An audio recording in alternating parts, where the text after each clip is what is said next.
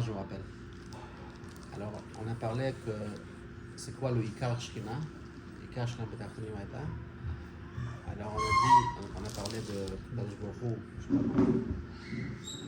dans sa profondeur, comme ça. Il a le concept de Or. Et dans le Or, il y a le concept qui est Or La'atzmo et Or HaShayach L'Olamot. C'est-à-dire quoi Or HaShayach L'Olamot? C'est en fait ce qui est possible de partager avec les autres. Il y a d'autres choses qu'on ne peut pas partager avec nous. Okay? C'est Or HaShayach L'Atzmo. D'accord? Alors, maintenant, c'est quoi ce concept-là de ce Or HaShayach L'Olamot? Puis il a parlé de l'idée que tout ça s'appelle Shrina, Ikar Shrina, mais Shrina c'est Shochen et Tomit la Beshet. Alors, nous on a traduit ça comme concept de communication. C'est là où je peux complètement te raconter ce que je suis. Shochen et Tomit la Beshet. Je peux te le raconter de façon qui soit pnimique, que tu puisses complètement le capter. Maintenant, c'est où le Ikar Shrina? C'est-à-dire que Betachtonim. Parce que si je suis un communicateur et j'arrive à communiquer juste avec les gars qui sont des intellos comme moi, je ne suis pas un très bon communicateur. Et si je suis un communicateur qui sait communiquer aussi avec les gens qui ne sont pas à mon niveau, je sais pas, avec comment on appelle dans la chassidut toujours, il y a ce machin de gros chacham qui parle avec l'enfant, alors lui il est bon communicateur. Alors si Kadosh Baruch Hu, le lien de Shrina c'est quoi? C'est la communication. Où est-ce que cette communication va s'exprimer le mieux, le plus? Dans le fait qu'il est capable de s'exprimer aussi dans le Betachtonim, dans l'Olam Hazé. Donc si on lui enlève cette capacité, on a en fait enlevé sa capacité principale. Le fait que j'arrive à parler dans l'Olam Yitzira, dans l'Olam Bria, tu m'as enlevé de coup. Si je suis un vrai communicateur, je voudrais être capable aussi de parler dans l'Olam Hazé. Après, on a parlé du fait de Chet et Tzadat. En fait, ça, c'est le chet principal, le pire des Chataïm. On a posé la question, comment c'est le pire des Chataïm? Après, il y a Caïn qui a tué Hevel, comment il a fait un meurtre, ok? Après, il y a Dor et Enoch qui ont fait Avodah Zara global. Tout ça, c'est le gars, il a mangé un fruit, c'est pire que ça, je ne sais quoi le concept. Alors, en fait, ce qu'il a fait Adam Rishon en mangeant ce fruit, c'est qu'il a choisi de ne pas s'approfondir. C'est-à-dire que pour que quelqu'un puisse communiquer, on doit différencier toujours entre le concept de Chitzoniyut et Pnimiyut. Si dans ma communication, à ce point, elle est perdue, il n'y aura plus aucune communication. Okay? Si quelqu'un m'attrape en mots, il ne veut pas entendre ce que je veux dire, il n'écoute pas ma voix, il n'écoute pas ma tonalité, il n'écoute pas ma sincérité, il n'écoute pas le tout qui est là dans l'expression. C'est évident que le langage lui-même, c'est un concept réducteur. Et si quelqu'un n'entend que mon langage, en fait, il ne veut pas m'entendre. Tu peux donner l'exemple de Gush Katif, n'est-ce pas? C'est toi qui avais parlé de ça? Oui, j'ai dit que l'exemple qu'ils essaient de donner cette notion qu'écouter les ordres comme ils sont donnés. Rosh Katan. Okay. Alors c'est ça qui aurait bloqué l'armée.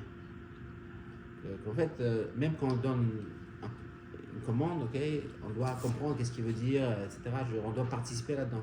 Mais si je vais faire juste exactement ce qu'on m'a dit, ça va complètement bloquer le système.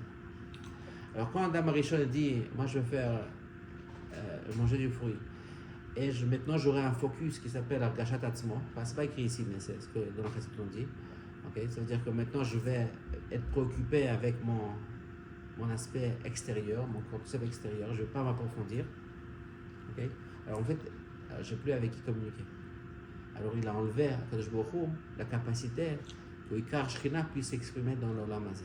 C'est-à-dire que maintenant la Chitzoniyut ne peut plus exprimer le point profond que Kadosh Baruch Hu il a à exprimer à travers ça. Puisque maintenant le côté Chitzoni il a sa vie à part et on peut vivre dans le monde Chitzoni en disant qu'il n'y a que ça, il n'y a rien de plus profond. Le fruit ça représente que la Chitzoniyut? C'est quoi Argashat Atzmo? C'est-à-dire que moi j'aurais une Argasha principale de quelque chose qui est Chitzoni, quelque chose qui ne devrait pas être comment ça s'appelle, être important. Maintenant, c'est à ça qu'on donne l'importance. Regarde, Tu peux développer un peu mieux parce que je t'ai pas saisi. tu vois, le rabbi, il parlait français. Ouais, Ouais. Même si le rabbi parlait français, il a un lourd accent russe Nahon, et il parle pas très grammaticalement juste. Nahon. Mais quand tu l'écoutes, est-ce que tu essaies de le corriger? Non, Pourquoi pas? parce que je veux l'écouter. Je Ah. veux pas moi l'expert sur lui. Ah. Je veux être mes camarades de lui. Je veux dire pourquoi tu veux pas. Parce que tu comprends que le langage est juste un cli pour que le rabbi s'exprime et que ce n'est pas le langage qui est l'important. Non, Tu ne vas pas dire, Rabbi Dubavitch, vous étiez à Sorbonne, je suis sûr que vous devez parler mieux français. S'il vous plaît, allez-y, reprenez un petit peu le cours. Et puis, qu'on puisse vous entendre bien. Parlez d'une façon éloquente, grammatiquement correcte, et votre accent quand même. Hein? Travaillez-le. Travaillez-le. Après, on va vous écouter, vous savez, on va vous écouter. Hein? Pourquoi vous ne le faites pas? Pourquoi on ne le fait pas? On va dire, il ne faut pas écouter. Tout le monde écoute, le rabbi parle français, ouais, on l'écoute. C'est quoi, c'est le français qu'on va entendre? Non, c'est qu'on veut entendre le rabbi et on s'en fout qu'il parle avec un français cassé, ok? Parce que c'est pas ça le point. Ça veut dire qu'on va au-delà du concept Ritsoni. Je pense que c'est Becherel, ouais, tu connais Becherel? Becherel, c'est le long. Tu sais ce que c'est Becherel? Ça me dit quelque chose, mais. Becherel, c'est le livre de grammaire française, ok? Becherel, monsieur Becherel, c'était un Belge. C'est pas les Français qui savent le français, c'est les Belges qui savent le français, parce qu'ils ne savent pas de français. Okay. Alors lui, Becherel, il lit un livre, c'est comme ça qu'il raconte sur lui. Il ne sait même pas ce qui est écrit ici, ce qui est écrit dans le livre, il regarde juste la structure de la phrase. Lui, c'est Ritsoni sur Ritsoni. Voilà. Lui, il n'est pas intéressé par le contenu du concept, il est intéressé par la structure de la phrase. Ok, ils sont complètement durs.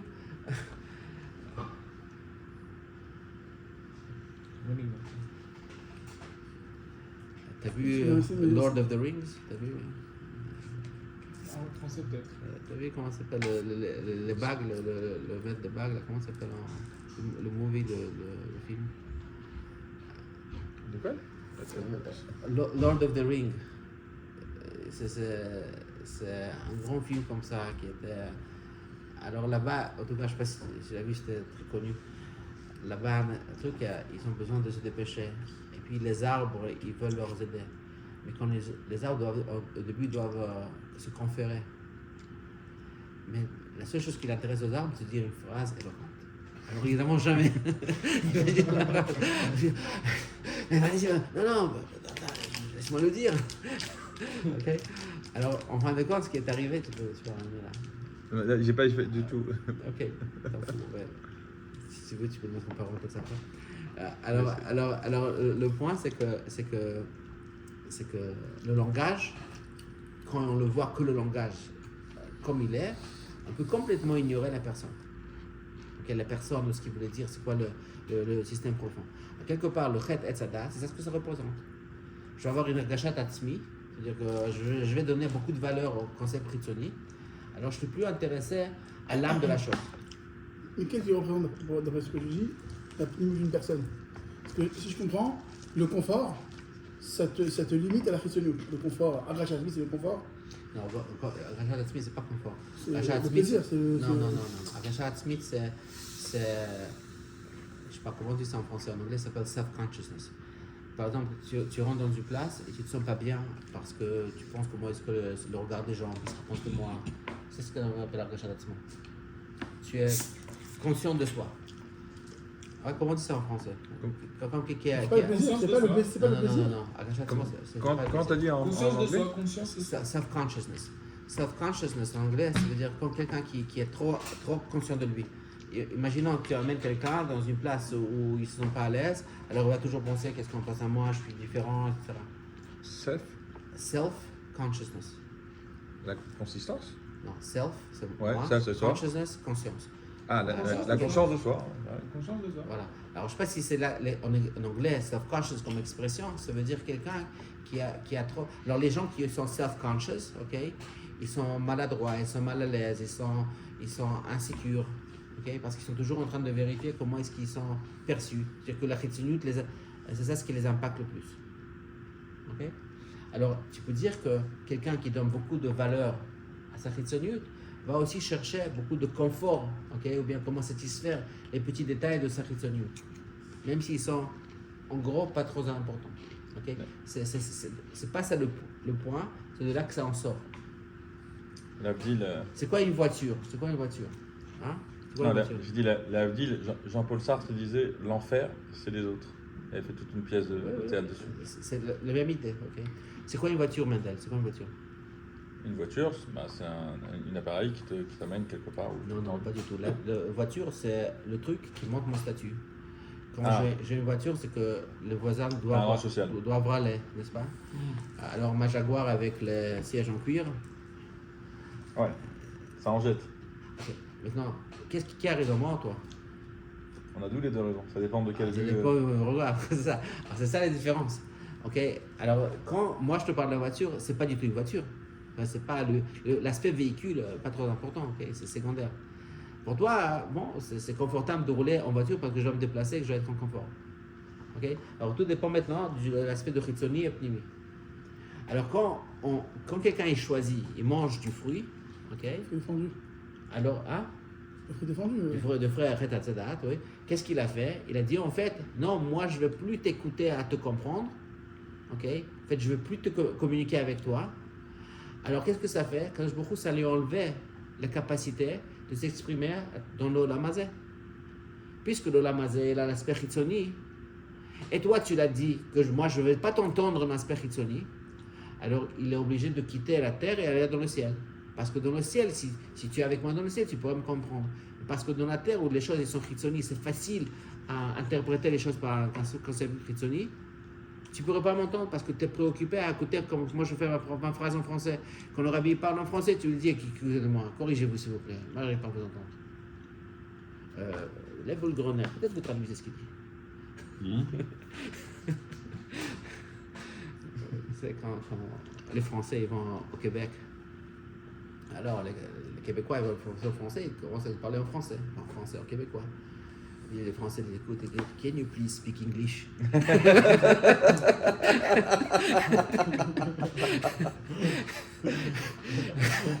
Genre.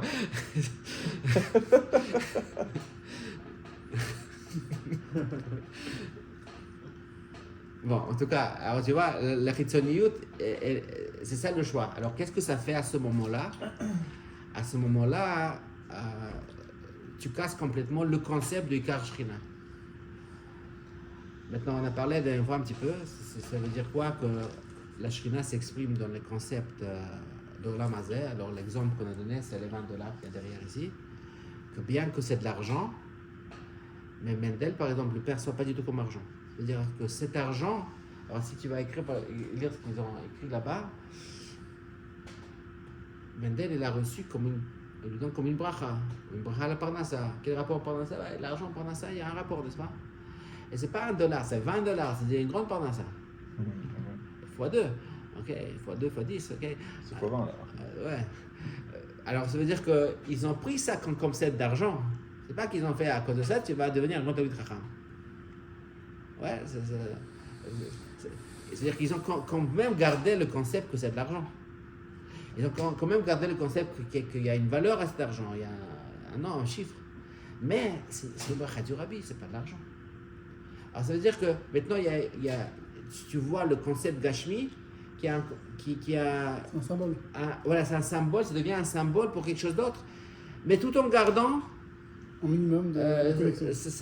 son idée, Sa structure. sa structure de l'homme. Ouais. C'est ce que ça veut dire, c'est la même chose qu'on va dire maintenant qu'on a reçu la Torah, etc., que nous avons les objets Gashmi, okay, qui deviennent de Tashmishek Dusha. En fin de compte, qu'est-ce qu'on peut faire? Okay, que nous avons la capacité de passer notre vie dans chaque aspect de la vie. C'était ça, les grands messages de la Chassidoute en général, Baal Shem Tov, etc., c'est qu'on peut vivre toute notre vie avec le concept que chaque aspect de ma vie peut être une communication avec Kadosh Baruch Hu, une expression de l'advécut de Kadosh Baruch Hu, même si c'est au Olam Hazé. Okay? Juste pour reprendre, le Chet et Sadat, lorsque Adam Arishon, lorsque Chava et Adam Arishon ils ont fauté, quelque part, tu veux dire que cette faute-là, elle vient du fait qu'ils ont vécu cette interdiction-là comme quelque chose de Chitsoni. Je sais pas, l'interdiction, une fois qu'ils l'ont mangé, je sais pas s'ils savaient ce qu'ils faisaient. Mais en tout cas, quand Kadosh Baruch Hu lui a dit que le jour où tu vas le manger, tu vas mourir, alors la mort, c'est quoi la mort? C'est que je vais mourir, ou bien un aspect de mort qui est plus conceptuel. Quand je suis attaché à la Chitsoniut, je suis mort. Pourquoi? Parce que la Chitsoniut, c'est quelque chose qui est Kalev Nifsad, c'est quelque chose qui en fait est en train de se friter, s'effriter. Ouais, il est en train de s'effriter. Décomposé. Se décomposer, ouais, moi je suis pour les Belges. Il est en train de s'effriter, de se décomposer. Alors c'est Kalev Nifsad, c'est toujours en train de mourir. Okay? Alors choisir la mort. Okay? Mais à condition que c'est déconnecté, Mais- si c'est connecté. Ah oui, c'est connecté. Problème. Oui, bien sûr, c'est ça. Parce que quand Mais- c'est connecté, Mais encore le fruit il déconnecte, c'est ça que j'ai pas compris moi aussi. alors c'est Non, ça. non seulement ça, mais en plus de ça, est-ce que c'était pas plutôt une revendication qui était beaucoup plus profonde, beaucoup plus limite? Qu'est-ce qu'il lui a dit en réalité le serpent? Le jour où tu vas manger, tu vas devenir comme Dieu. Peut-être que eux vraiment ils voulaient devenir comme Dieu. Alors c'est intéressant ce que tu dis, tu ramènes. Ok, tu vois, c'est pas vraiment le thème, mais si tu veux, en vrai, je peux en parler un petit peu. Il y a Rachid qui dit ça, vous allez être comme Dieu, qui est bonnet au lamot. Venez à la motte, Ok. exactement. Alors la question c'est est-ce que le serpent nous a menti ou pas? Mais justement, moi j'ai toujours eu cette question. Alors, je vais te raconter, il nous a pas menti. Oui, c'est ça. Et depuis lors, moi je vis dans mon monde et j'ai une très lointaine connexion avec le monde de Kadosh Baruch Hu. Tu veux? J'ai une connexion très lointaine avec le monde de Kadosh Baruch Hu. Il n'y a plus de wifi. Non, attends, c'est pas juste conceptuel. C'est-à-dire qu'on vit dans le fantasme. On s'imagine le monde, on s'imagine la vie. Je ne vis pas la réalité. Ok? Par exemple, tu vas avoir des cultures différentes des gens. Chacun, il se crée une croyance. Comment ça marche le monde, qu'est-ce qui est important, qu'est-ce qui n'est pas important, c'est quoi le sens de la vie, c'est quoi le sens de la mort. On se l'invente. Ok? C'est-à-dire que maintenant, les êtres humains vivent dans un monde qu'ils se sont créés. Ils ne vivent pas dans le monde réel. Alors on est au bonheur ou de la mode, mais c'est pire, c'est le pire. Ça veut dire que tu parles avec quelqu'un qui n'est pas battel à la réalité. Ah, quand tu veux dire bonnet au la mode, c'est dans ce sens-là, dans le sens Oui. figuré de. C'est un rabais- Voilà. Magdem, chacun, il est. Non, c'est vrai. Mais franchement, on vit. Et tu sais, aujourd'hui, on est super déconnecté, Stam. Par exemple, le fait qu'on est déconnecté de la nature, par exemple. Par exemple, on ne voit pas le ciel. Pourquoi? Parce qu'il y a beaucoup de lumière ici. Pas le ciel, on voit pas les étoiles. Va te promener dans le désert. Tu vas voir que waouh, on est petit, il y a tout un monde. Pourquoi? Parce que tu vois les étoiles. Ok? Par exemple, nous, on n'a aucune valeur à la Lune. Ça te fait quelque chose la Lune? Non, pourquoi? Parce qu'on a cet éclairage. C'est-à-dire que moi, une fois, on s'est promené avec mon frère dans les forêts au Québec. Il n'y avait pas de lune. Et tu sais qu'est-ce qui se passe quand il n'y a pas de lune? C'est complètement noir. Tu vois rien. Même quand tu as comment ça s'appelle? Une lampe de poche, tu vois rien. Il faut une torche comme ça pour que ça éclaire, sinon tu vois rien. C'est complètement noir. Et quand il y a la lune, il y a de la lumière. Alors, nous, on vit déconnecté complètement. On sait même pas. On vit dans un monde qu'on se construit, et puis avec aujourd'hui le truc qu'on regarde, complètement dans le total. Tu vas voir le Sforno, puisque c'est cette année-là dans le Dvar Malchut le Sforno, alors je lis un petit peu des fois.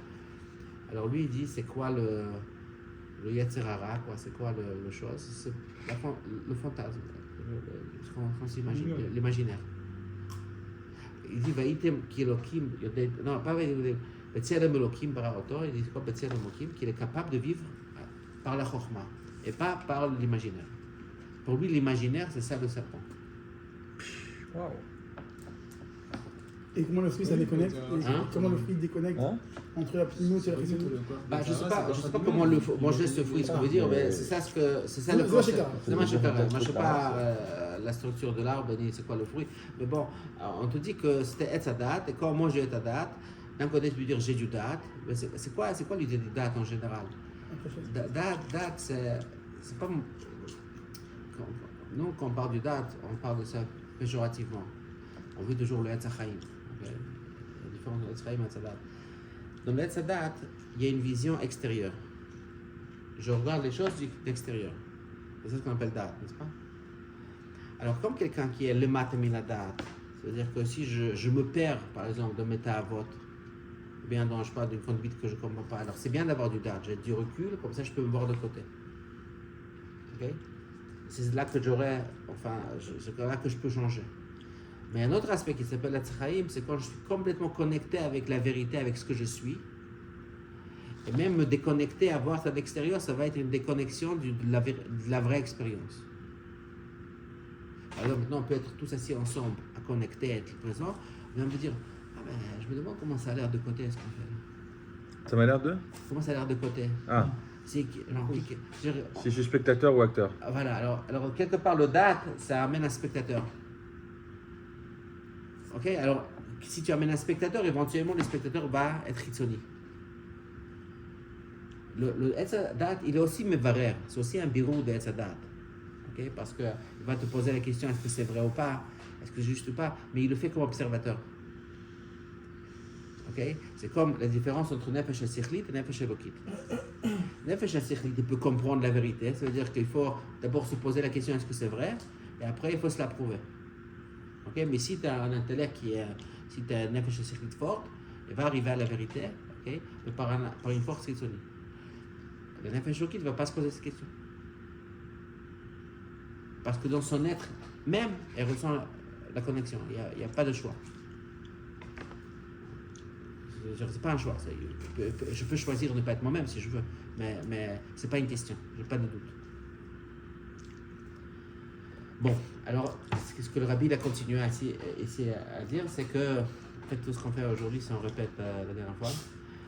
Et a dit après que de partir de Olamazes, c'était ça le grand coup pour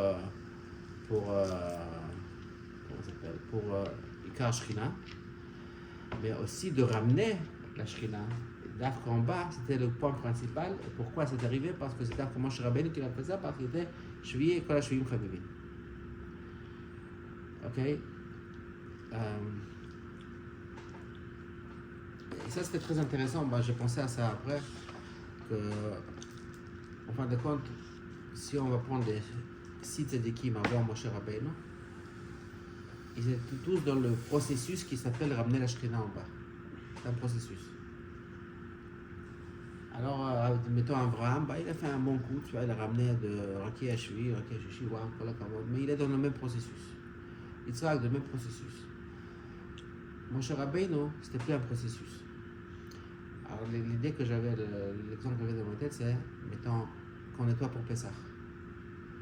Alors, est-ce que quelqu'un qui peut me dire s'il n'a jamais terminé de nettoyer pour Pessah? Hein, David? Il y a toujours quelque chose à faire, tu veux Il y a dire? toujours quelque chose à faire. C'est-à-dire qu'à un certain point, on doit décider qu'on ne fait plus. Ok, ça veut dire que je peux toujours, peut-être on va revoir tous les livres, là, peut-être on va reparler de choses. On peut toujours trouver comment faire plus. Mais à un moment, on doit se dire, non, maintenant on fait pas ça. Alors, c'est-à-dire qu'il y a un processus de nettoyage, mais un processus qui dit, maintenant c'est pas ça. Ça, c'est, quand la Shvi'im Chavivim, c'est la Amshachal, le Matabar. Toi, tu dis, c'est une achlata d'arriver à Shvi. C'est pas une obligation. Non, c'est pas une obligation. C'est plus le processus. C'est plus le processus. Il y a la préparation et le fait de le faire. De le faire. De le Oui, faire. mais dans la science. dans ton machin, c'est-à-dire que tu aurais pu continuer, mais tu as décidé. Non, pourquoi je décide? Pourquoi? Parce que c'est comme si le nettoyage doit aboutir à un certain but, ok? Alors, nettoyer, tu peux toujours nettoyer plus, ok? C'est-à-dire que tu peux toujours... Tu sais, c'est ce que quand le rabbi a dit que Nigmera Avodat HaBirurim. Maintenant, il faut revenir Mashiach. Alors, tout le monde dit, c'est quoi Nigmera Avodat HaBirurim? Comme Pessah, oui. Bah oui, tu peux toujours faire Avodat HaBirurim. Mais à un certain point, tu as besoin de dire, maintenant, ramène Mashiach. Maintenant, on doit actualiser la chose. L'Avodat HaBirurim, c'est sans fin. Il n'y a pas de fin à l'Avodat HaBirurim. Il y a toujours les variables. Il y a toujours quelque chose de vrai. Et puis, tu sais, comme me disait quelqu'un, je connais, il dit, bah, tu vois, tu es un grand sadique, mais une fois, tu as oublié, il y a l'Eva Yavo. Bon, on refait tout. Tu reviens dans ce monde, hein, Gilgoul, bon, tu as oublié l'Eva Yavo. Genre, tu vois, il y a toujours quelque chose à arranger, toujours quelque chose qui n'est pas chose. Alors, il y a un concept de Avodat Birurim, ok? Mais à un moment, on doit l'actualiser. Je veux dire, on va faire, basta, maintenant, on leur ramène le matabaret. Okay? On ne va plus arranger la maison. Maintenant, le roi doit venir ici. Maintenant, il rentre. Tu sais, il y a toujours un truc comme ça. Tu vois, quand tu fais organiser quelque chose, c'est toujours comme ça. Mon Shabbat, c'est pas aussi pire que ça, comme on dit, mais avant Pessah, c'est genre, c'est toujours ça, et puis maintenant on décide, maintenant c'est fini, et puis c'est propre, c'est fait. Mais tu peux toujours nettoyer, tu peux toujours trouver quelque chose qui est vrai. Mais dans l'idée de dire, si mon objectif c'est d'atteindre le mur, t'arrives au mur, tu ne veux pas dépasser le mur, c'est fini. Oui, mais c'est ça. Mais on reste la rakia, mais à Shvim, la rakia. Oui. Il donne la rakia. C'est pas aussi peu shoot quand même. C'est-à-dire que dans le machal, alors le tu donnes, concept, c'est alors le concept de Rakia, le concept de c'est un machal, oui, le concept de Rakia et de Arrêt, c'est comme ça que le Rakia, il peut continuer à éternité. Tu peux toujours être dans le Rakia. Ok? C'est comme la différence entre quelqu'un qui va apprendre la Gemara, par exemple, Beyoun, c'est quelqu'un qui va arriver au Psak. Tu peux toujours creuser, mais à un moment tu dois arriver au Psak. Mais tu n'es pas obligé d'arriver au Psak aujourd'hui, tu peux le faire demain, dans un an, tu peux le faire. Tu peux toujours creuser, à un moment tu dois dire je vais faire le Psak. logique. Tu vois les régiments du Rabbi? Le régiment du Rabbi, ça a l'air comme ça. Tu vois des fois une régima, et puis après tu vois une sikha qui était basée sur cette régima. Okay? Quand tu vois le régima, ça a l'air comme ça. Il dit un concept, c'est écrit là-bas, tsarich-iyun. C'est écrit là-bas, tsarich-iyun. Et c'est écrit là-bas, tsarich-iyun.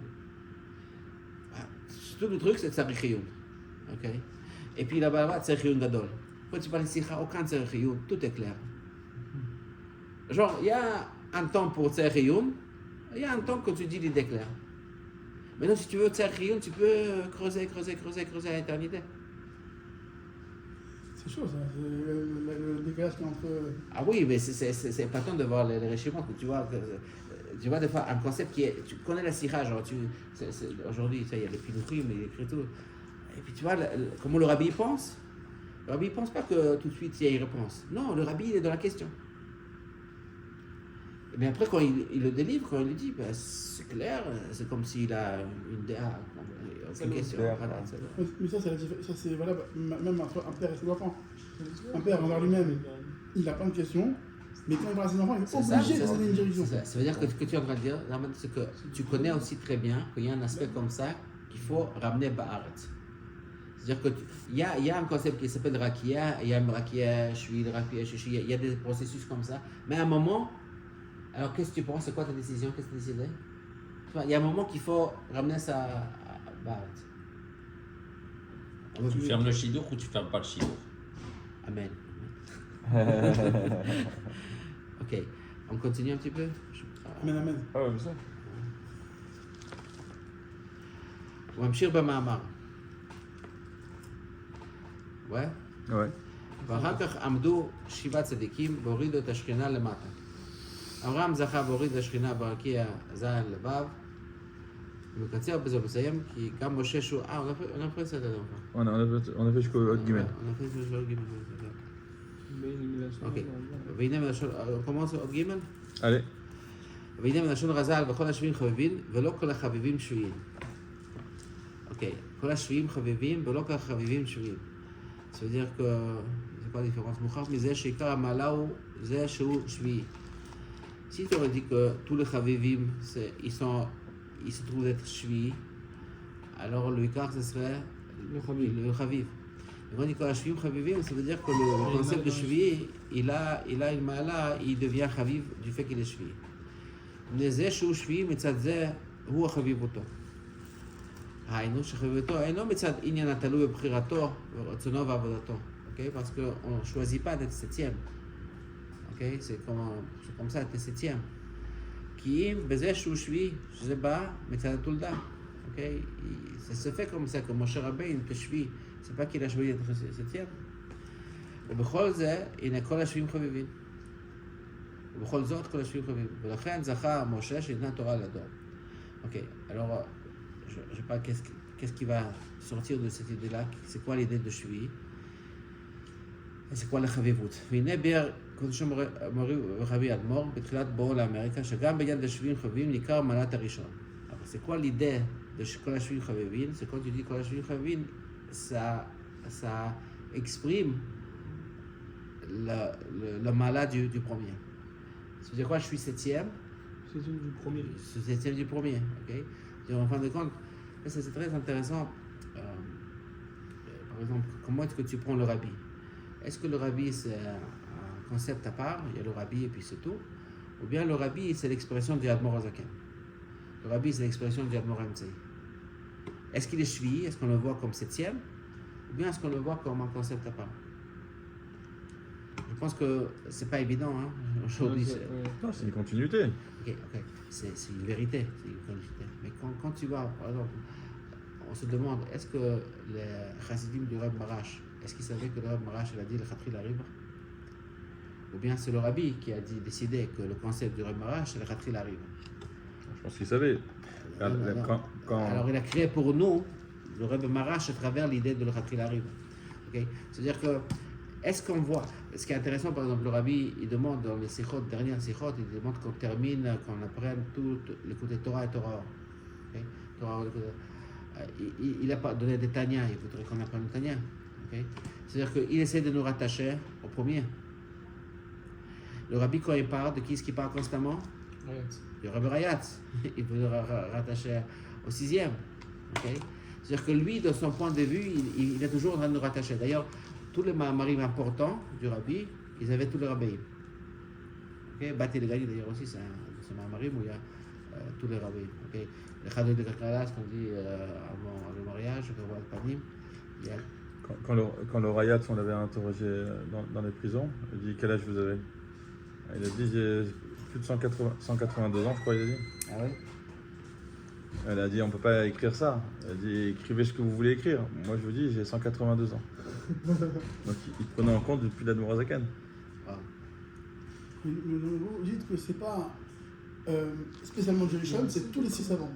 Bah, je sais pas. Évidemment, il y a la maladie au Rishon, puis que je suis au Rishon, et puis que la Shvim, c'est le... Mais l'idée ici, ok, on peut toujours parler, c'est quoi le Rishon, etc. Non, mais je pense que c'est important de savoir que la maladie du Shvi, c'est qu'il est Shvi au Rishon.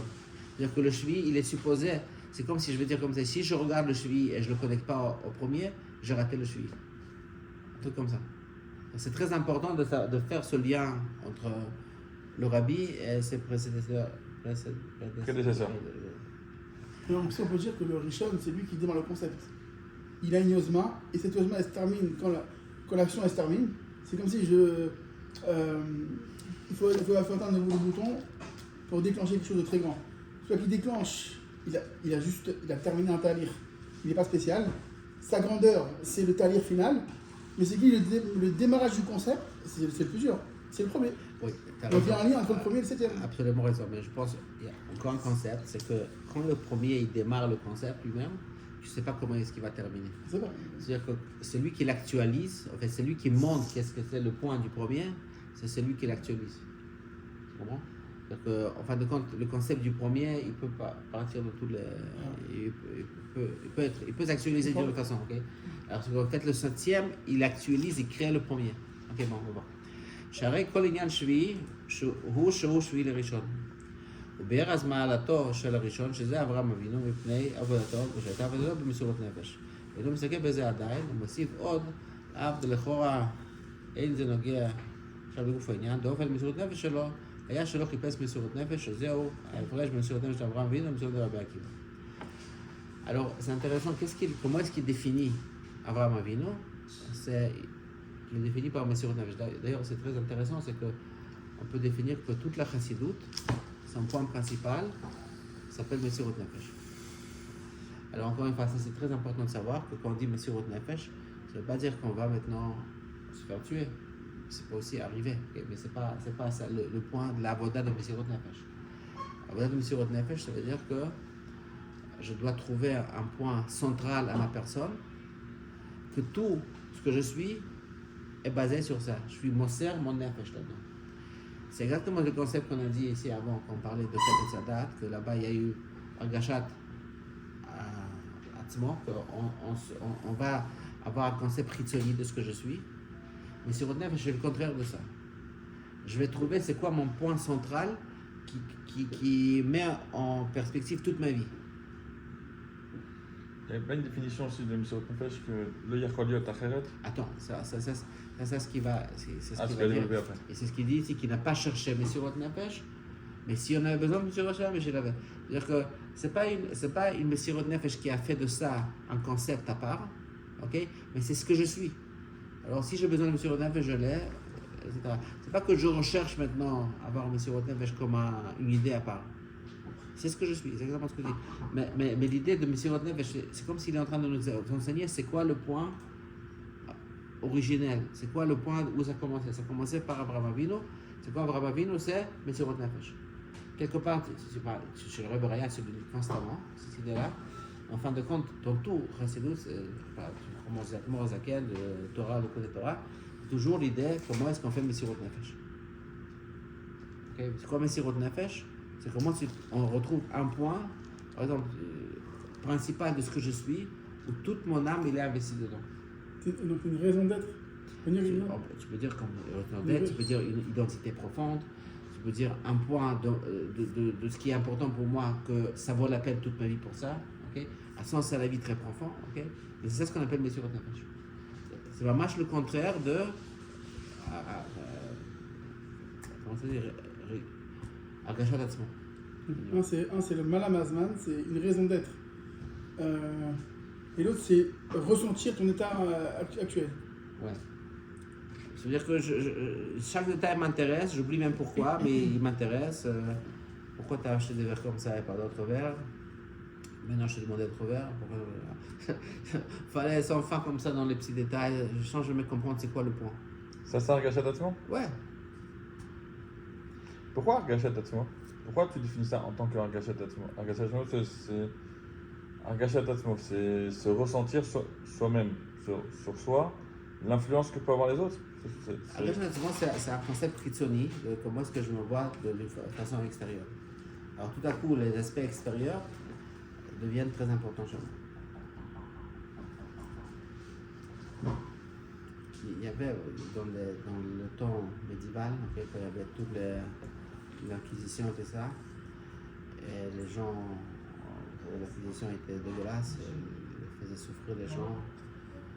Alors il y avait des Sfarim qui sont venus à dire que les gens qui sont concernés par Shakib Shechem ne ressentent pas de douleur quand l'Inquisition les torture. Okay? Maintenant, on peut se poser la question, est-ce que c'est vrai ou bien c'est juste une idéalisation des choses? On peut dire que quelqu'un qui se met dans un état d'être, qu'il est complètement massour à un point, à ce moment-là, il n'est plus connecté aux sentiments du corps. C'est prouvé ça? Ah, moi je n'ai aucune idée, mais je veux dire c'est comme ça. Le poil, ils ont écrit ça, ok? C'est le grand rabbin qui l'a écrit. C'est qui a écrit ça? Je sais pas, c'était écrit. J'ai vu ça aussi écrit. Je me permets de donner un petit exemple sur ce que tu dis, Bidiouk. Il y avait un dentiste à Sarcelles-Garges, je ne me rappelle plus son nom, mais j'ai son visage devant le nom. Et Rav Pesner, il allait se faire soigner les dents. Et des fois, il fallait faire toutes sortes de soins, racheter des dents et tout ça. Et il lui disait, tu veux que je te fasse une anesthésie? Il dit, non, je vais penser à ma marque, tu peux faire ce que tu veux. Et c'est exactement ça. L'instant où tu te mets dans un matzav où tu te déconnectes de toute douleur physique qu'un type normal, il va sauter en l'air. Je pense que c'est une image de ça ou pas, où je me suis trompé. C'est-à-dire que si je suis Kol Kolo dans un autre matzav ou un autre mémad, C'est qui Raviel? Ravilel Pesder. Moi j'ai entendu que c'est un rabbi qui avait chanté un nigoun et c'était.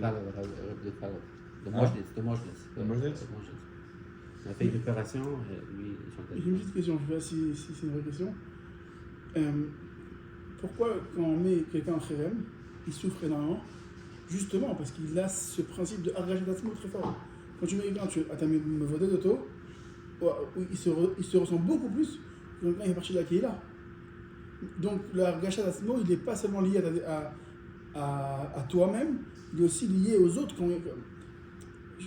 Mais je pense que c'est exactement ça. Je pense que c'est quoi Argashat Atzmo? Quand je suis chez moi, on dit Bechadri Chadarim, j'agis de façon, j'ai l'impression comme s'il y a plein de monde qui me regarde.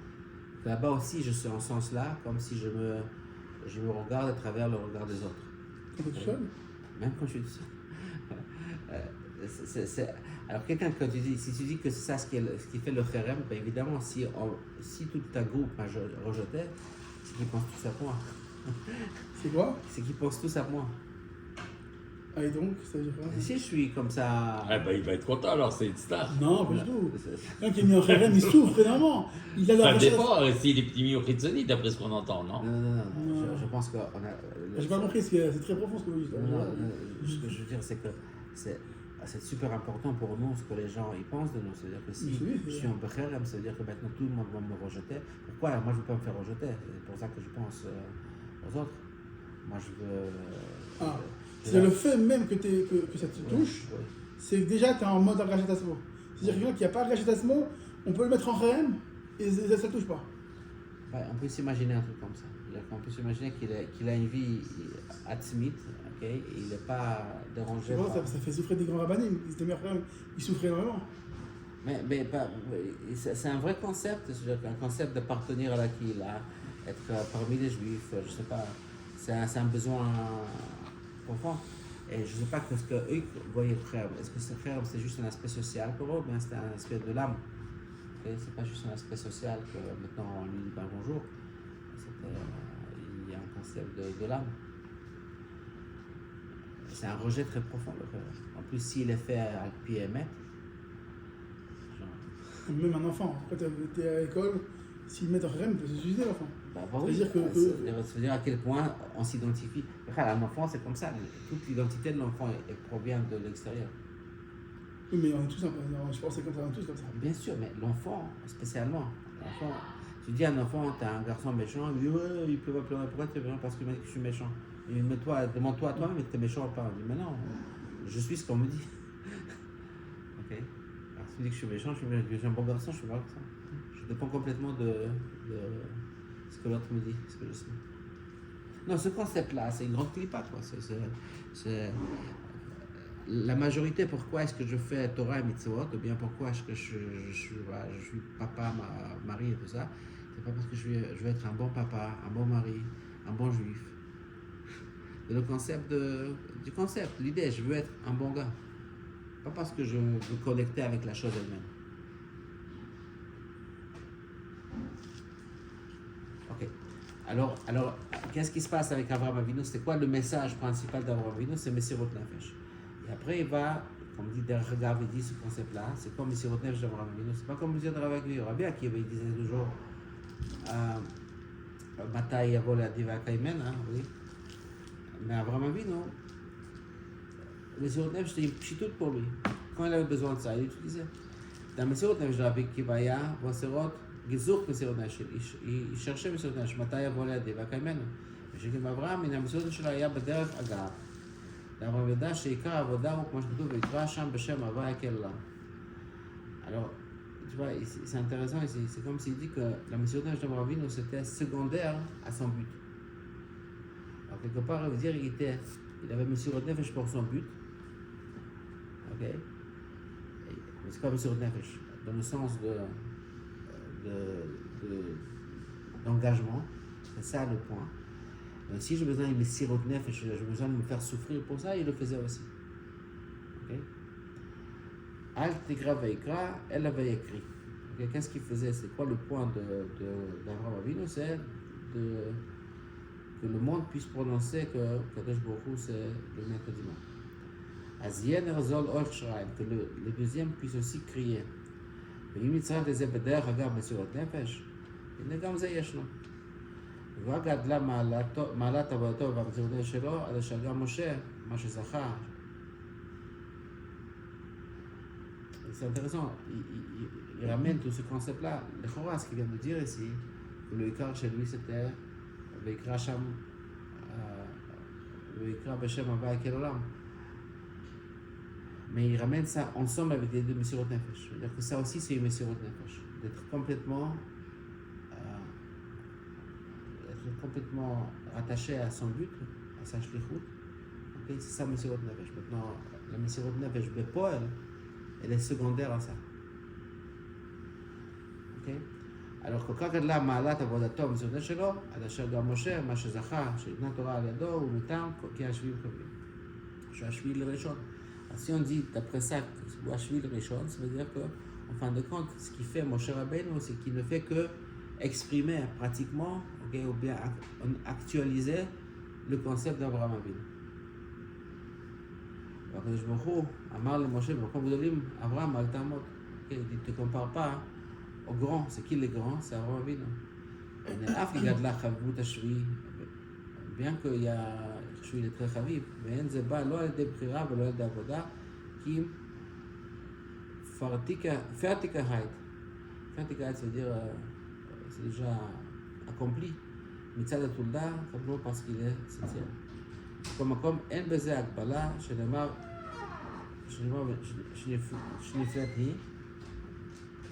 שנפלטי, il n'y a pas ici de limitation qu'on pourrait dire que c'est inaccessible à nous. ואין הוא שייך ליחידי סגולה, et que c'est juste שייך aux gens spéciaux. כי אם הדרך שבוע בדם דבליהו, הוא בא בדרך שכל ישראל, אפילו עבד ואפילו שפחה, יכולים להגיע להשארת רוח הקודש. C'est très important de savoir que quand dans le Chassidut on parle de l'âme juif, alors le Eved et le Shifra ils font partie de ça. Ok? C'est à comprendre un concept. On voit dans les Ma'amarim de Rosh Hashanah. Atem Nitzavim Kulchem Ayom. On dit c'est qui Kulchem? Il dit là-bas 10 niveaux. Et le niveau le plus bas c'est Chotev Etzer Avesha Bemer, qui c'était les Givonim qui se sont convertis d'une façon à truc. Eux aussi, ils ont un peu de l'okit. C'est-à-dire que. Il y a. Ok, c'est que. Alors lui, ici, il dit que même Eved et Shifra, ils peuvent arriver au niveau de Ruach HaKodesh. Ça veut dire que nous, ils peuvent aussi participer à ce travail d'Avraham Avinu. Et ils peuvent l'accomplir. וכל אחד ואחד בישראל חייב לומר מתי יגיעו מעשה למעשה אבותיו, אברהם יצחק ויעקב. שבכל מקום דאפמן nicht sein genau bei sich, mais il ne faut pas se mentir, וצריך לדעת שבמקום גדולים אל תעמוד. Il faut aussi comprendre, bien que d'un côté je m'encourage à dire que je peux faire une avoda grande qui va être importante, mais ce n'est pas pour autant que je vais me comparer au grand. בכל מעלת השביעי הוא שהוא שביעי לראשון. אז זה כן, דורפירן, עבודת שביעי לראשון. Qu'est-ce que veut dire qu'il est שביעי לראשון? Que moi je peux, דורפירן, je peux accomplir l'avoda, la shlichut du premier. דעת תקרא ויקרא אליה ויקריא, זה כל העבודה que je pourrais aussi diffuser le nom de Dieu. diffuser, voilà, c'est le même nom. וזהו החיבוד השביעי, שהוא הממשיך השכינה, ולעוד שממשיך עיקר השכינה, ועוד יותר שממשיך בתחתונים. והנה זה טובים לכל אחד ואחד מאיתנו, דור השביעי. לכל השביעי חייבים. ואם היות שזה שאנחנו בדור השביעי הוא לא על פי בחירתנו. Le fait qu'on est septième, c'est pas parce qu'on est très spécial, parce qu'on a fait quelque chose de spécial. Mais on est עבודתנו. בכמה עניינים אפשר שלא כפי רצוננו, לפעמים on ne veut même pas. בכל מקום, הנה כל השביעים חביבים, שימצא, אם אנחנו בעיקרותא נמשיך בסיום הדעיקרותא, עבודה לגמור המשכת השכינה, ולא רק בשכינה, כי אם עיקר השכינה הוא בתחתונים דווקא. Alors, qu'en pensez-vous? Moi, ce que j'en pense, c'est que, un, c'est l'action. Donc, une action, c'est même bête, je veux dire. Il n'y a rien de grand. C'est simple. Et le Rishon, lui, c'est l'architecte. C'est le concepteur. Alors, juste, je vais changer le mot action en actualisation. Est-ce que je pourrais changer ça? Tu vois la différence? Parce que quand tu dis action, ça veut dire que je vais faire juste l'action, je vais faire l'action. Tandis que c'est pas toujours juste l'action. C'est aussi la façon comment tu penses sur le monde. Comment tu parles sur le monde. Il y a aussi de la profondeur. C'est pas juste l'action. Alors, nous, on aime tout simplifier à l'action. Mais il y a une différence qu'on sait actualiser. Par exemple, si on va dire que puisqu'aujourd'hui, disons que le rabbi dit souvent que le monde il est prêt, il est plus prêt, enfin il est prêt, alors ça veut dire que dans n'importe quel aspect, on est plus apte à voir le gilouï de Ikar Shkina dans l'Olam Hazé. C'est plus une contradiction. Si avant il fallait se battre avec le monde, on peut aujourd'hui beaucoup plus facilement trouver le rapport avec le monde. C'est plus simple. Mais malgré tout, il faut quand même du Sechel. Il faut de tout. Là, il dit que même Chotev Etzer, ça veut dire que même quelqu'un qui n'a pas de Sechel, S'il fait. Non, il dit Eved, non, attends, il dit pas que le Eved et le Shifra, ils n'ont pas de cerveau. Il dit qu'ils ont assez de contenu en eux, ok, assez de Gdusha pour arriver à ça. Ok. D'accord. Et ça, c'est épatant ce qu'il dit. Ok, c'est épatant ce qu'il dit parce que on peut dire, bah, je suis Shifra, je suis Eved, bon, je suis complètement à côté. Qu'est-ce que tu veux de moi? Non, c'est un redouche, c'est-à-dire qu'il ne faut pas simplifier au maximum, dire juste tu fais l'action, mais il faut quand même travailler aussi sur la minute. Ça, c'est toujours. Ah, c'est un redouche. Pour moi, c'est un redouche. Ok. De ce qu'on nous a appris, fais. Non, ça ouais. C'est une simplification. Je pense que dans ce hôte-là, ce qui est remarquable, c'est que le rabbi explique l'anecdote d'Abraham Avinu. Il dit qu'Abraham Avinu, c'était le premier. Que nous, malgré nous, on est les septièmes, mais on est les septièmes parce qu'il y a eu un premier. Et la qualité première de ce premier, c'était ce Messirut Nefesh-là, qui n'était pas un Messirut Nefesh qui était calculé, c'était un Messirut Nefesh en soi tel qu'il est. S'il fallait passer par que du préserve, alors il fallait passer par ça, mais il y avait un but. Et donc, nous, qu'on est la 7e génération, alors évidemment, le rapport il est avec l'Admorazaken, là on parle d'Abraham Avinu, nous on parle de la 7e génération d'ici à partir de l'Admorazaken, même si le rabbi ne le précise pas, mais en tout cas c'est l'idée, je pense. C'est-à-dire, c'est en vérité, la Nikuda Ali, c'est de dire, étant donné que ce tirant-là il a été ouvert, et que ce tirant-là il a été ouvert avec un Messirut Nefesh qui est le plus haut niveau de Messirut Nefesh qu'on peut avoir, alors nous, qu'on n'a pas choisi d'être là, on continue et c'est à nous de terminer. Et que même si jamais on ne voudrait pas de ce rôle-là, mais quelque part, ça nous a été imposé, et c'est à nous de le faire. Et ne va pas croire que toi, tu es aussi grand que le premier, parce que Bifnei Gdolim Alta Amod, on reste des petits, mais à Baruch Hu, il a voulu que c'est nous qui soyons le Makir le Petit. Moi, à quoi je pense que j'entends ça, c'est que aujourd'hui, on a tendance à dire qu'on est plus avancé que les anciens. Je ne parle pas des juifs, enfin, fou qui disent ça, mais on a tendance à dire qu'on évolue, alors on est plus intelligent, qu'on est plus avancé, on est plus développé, on est plus je sais pas quoi que les précédents. Alors on est plus ouvert d'esprit, on est plus égalitaire, je sais pas, on a plein de qualités, quoi. Alors, de ce fait-là, par exemple, on a besoin d'être beaucoup plus acceptant de notre réalité. Et de ce fait-là, on peut dire qu'on fait plus du Rabat Artoni. Je m'explique. Imaginons qu'il y a 1000 ans, je suis un Eved. Qu'est-ce que moi je reçois comme concept en tant qu'Eved? T'es rien du tout, t'es un Eved. Okay? Parce que tu vois, il y a les autres, il y a les Miuchasim, il y a les Tzadikim, il y a les Talmidei Chachamim, toi t'es un Eved. Okay? C'est-à-dire que mon état, alors moi je suis ségrégué en tant qu'Eved, okay? Je suis peut-être humilié en tant qu'Eved, et moi j'ai l'impression que je n'ai rien à voir. Maintenant tu vas ramener ce Eved dans le temps moderne, à dire ah non, d'abord tu n'es pas un esclave, le concept d'esclavage, il n'existe pas, tu es un homme égal à tout le monde, ok? Et tout coup, le gars dit, voilà, je peux faire maintenant des rabbats artonim. Je peux dire que je peux trouver dans ma vie maintenant une échira pratique, tout ça, que ça a à faire avec ma vie a à faire avec le bon Dieu. Qu'est-ce qu'il s'agit de qu'est-ce qui est faux dans ce que je viens de dire? C'est le rapport premier.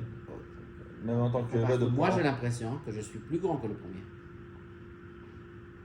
Je suis plus avancé, je suis plus développé, je suis plus ouvert d'esprit, je suis plus hein? C'est pour ça que je suis meilleur. Mais il a dit non, parce que les premiers, ils ont dit, ils étaient plus grands que toi. Attends, tu comprends qu'on peut penser qu'aujourd'hui, notre structure sociale, ou bien notre compréhension des choses, elle est plus avancée que celle de l'autre fois. Par exemple, aujourd'hui, il y a plein de gens qui vont dire qu'il y a un problème avec le Tanakh. Pourquoi? Parce que le Tanakh, il accepte l'esclavage. La Torah, elle accepte il y a l'esclavage. Il y a quelqu'un qui m'a dit ça. La Torah doit aller être Kenit. Elle n'est pas actuelle parce que pour les homosexuels et tout. Voilà, il y a plein de choses. Il y a des trucs. Il y a plein de concepts que tu vas dire, écoute, nous on est plus avancés que la Torah. Okay? On est plus on voit l'être humain d'une façon beaucoup plus humaniste. Ok. Alors, on est plus grand que. Il y avait Eliezer et Evet d'Abraham. Alors, Abraham, avec tout ce truc-là, il avait un Evet. Ok. Alors, qui est plus grand, nous ou lui? Alors, quelque part, du fait qu'on est aujourd'hui, puisqu'on n'est pas jugé autant, ok, on n'est pas ségrégé autant, on n'est pas rabaissé autant, alors chacun peut se dire que dans l'état où je suis, j'ai mon tahlit, comment faire des rabat tartonim. Si à l'époque, le Evet disait, mais moi je ne suis pas shayach, c'est parce que je suis un Evet de le ressent, aujourd'hui on va dire, non, tu n'es pas un Evet, tu es un homme libre. Ok? Tout le monde sont libres, tout le monde sont pareils. On va dire, ah, si c'est comme ça, alors moi je peux me retrouver dans mon monde. Je peux trouver le bon Dieu dans mon monde. Mais avant, quand je ségrégais, il n'y avait pas de bon Dieu dans mon monde. Il y avait quoi alors?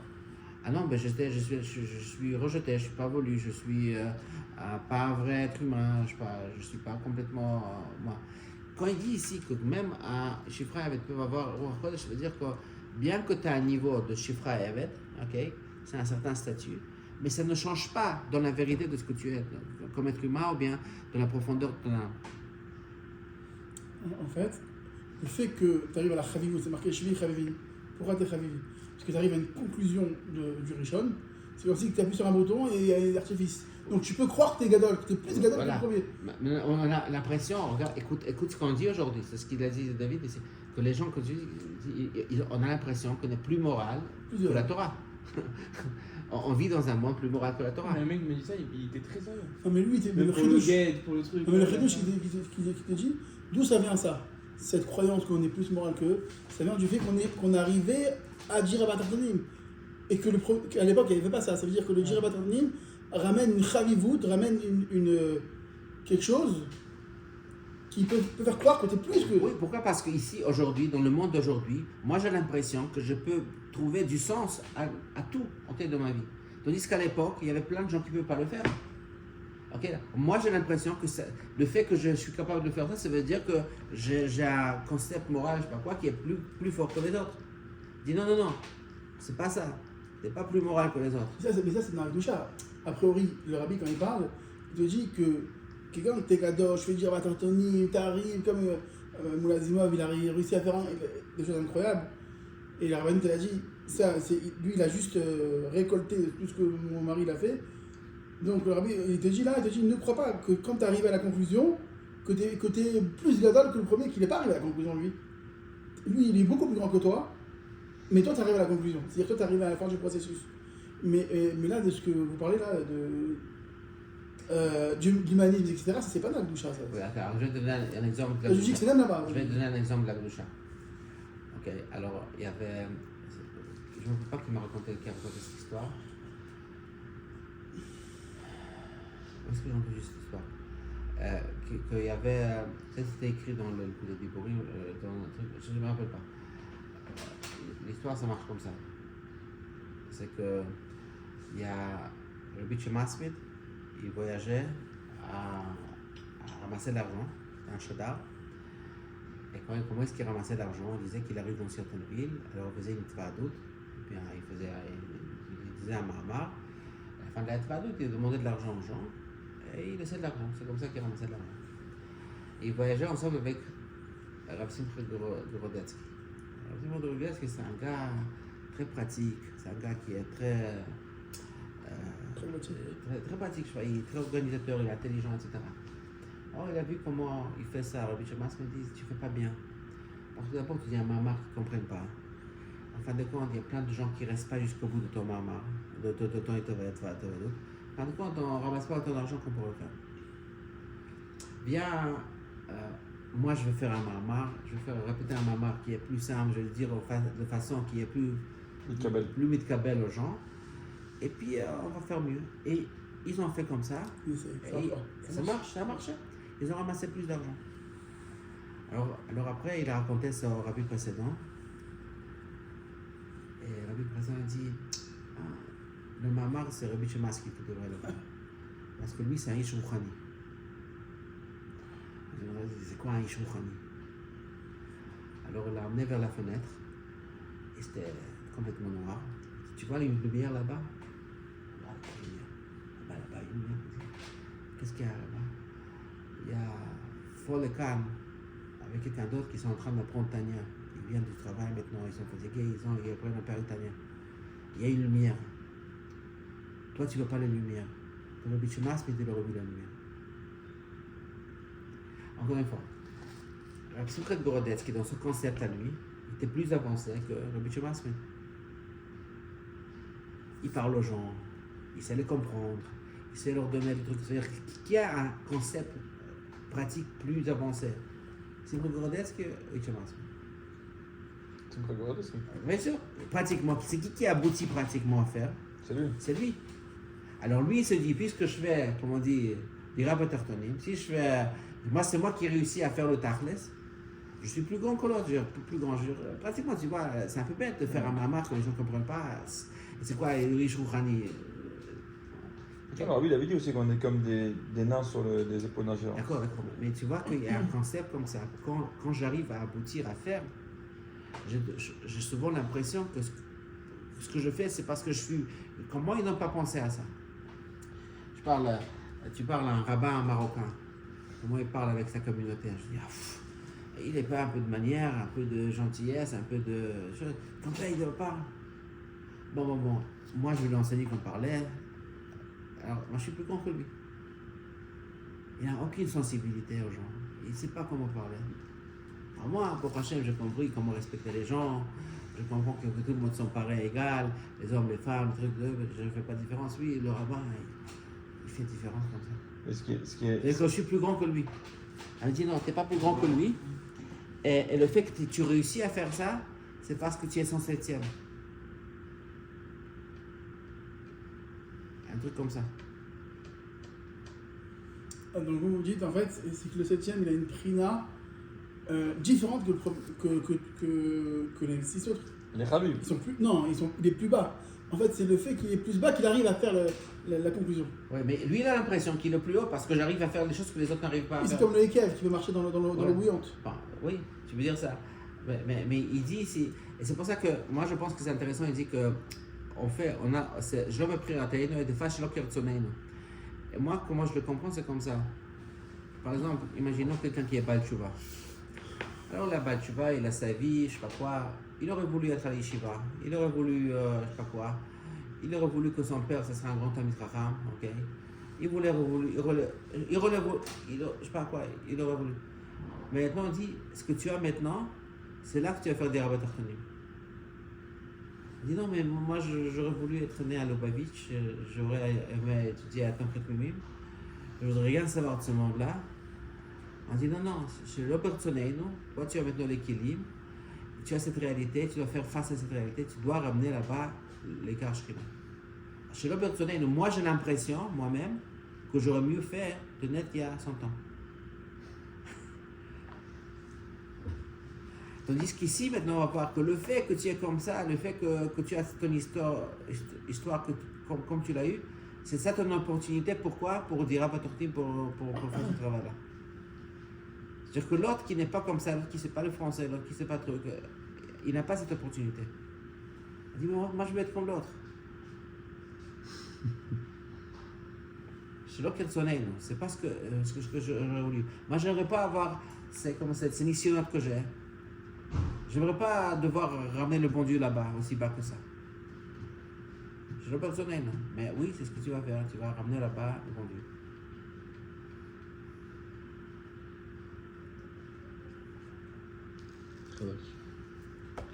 Merci.